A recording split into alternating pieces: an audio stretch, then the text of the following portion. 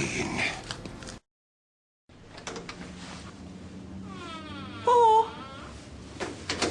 Onks täällä ketään? No ei tietenkään, en mä nyt niin pikkumainen ole. Olinko mä unohtanut lukita ton oven? Sitten kauppahan on jo kiinni. Maitopurki olisin tarvinnut ja Joonatanille jotain hyvää. Ei muuta kuin kauppakirjan teko. Olitko sä menossa nukkumaan? No en! Mulla vaan on huomenna aamuvuoro, niin ajattelin, että mitä sitä turhaa mennä kotiin nukkumaan. Joko sä löysit uuden kodin? No en!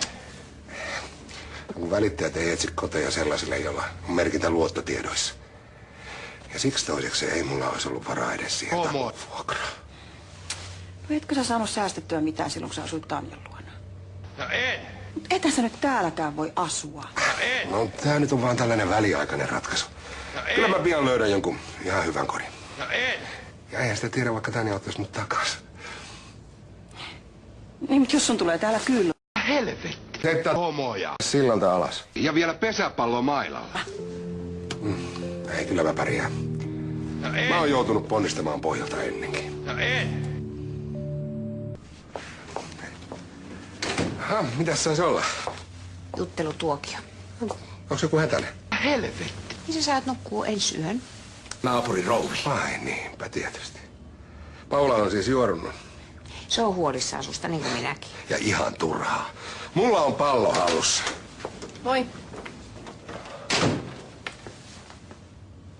Et sellaista sitten täälläkin.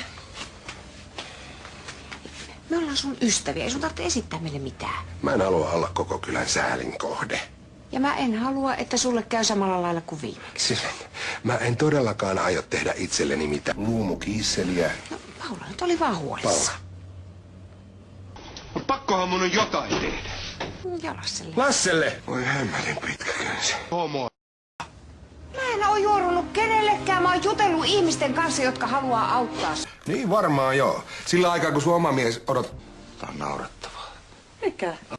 Mun auto on BMW. Vielä ei asuu, en tiedä, ehkä Hei, asuu. itsehän sitä rumba aloitit. Ja sä olit sitä mieltä, että Mun auto on No en BMW. mä silloin tiennyt, että Ismolla on taipumusta itsensä vahingoittamiseen. Mitäs nyt tehdään? no, avaa vaikka ovi. Avaa!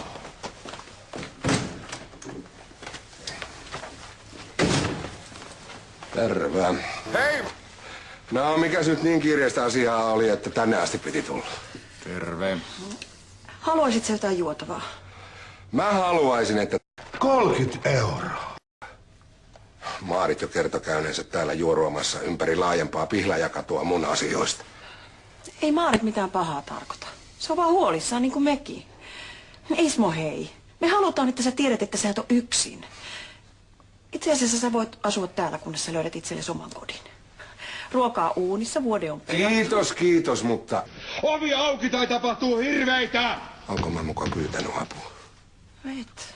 No lopettakaa sitten tuo seksi, Seppo. Sillalta alas. Ja vankilaa!